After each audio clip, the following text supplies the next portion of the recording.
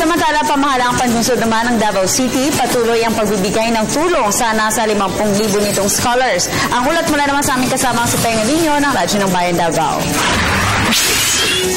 Ayon kay Davao City District 1 Councilor Edgar Ibuyan Sr. na mula elementary hanggang high school hanggang college ay mahigit na sa 50,000 scholars paaral ng lokal ng pamahalaan sa Rudy Sagop Bata para sa Kaugmaon, Rudy Patampon sa mga bata para sa kinabukasan dito sa lungsod ng Davao.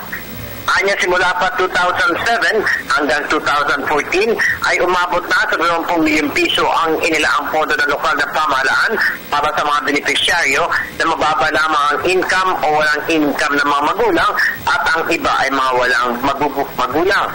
138 mga paaralan sa elementary na umaabot sa mahigit 8,000 mag-aaral ang mga natulungan ng pamahalaan para sa kanilang konstruksyon na 80 school naman ay may halos 4,000 student scholars at sa college ay nagka-aral sa tertiary ay may halos 2,000. Hindi naman anya kailangan magaling sa klase ang mga estudyante na nais mag-scholar ng Davao City dahil ang mas mahalaga ay interesado itong mag-aral at hindi kaya ng kanilang mga magulang at sila ay papag-aralin.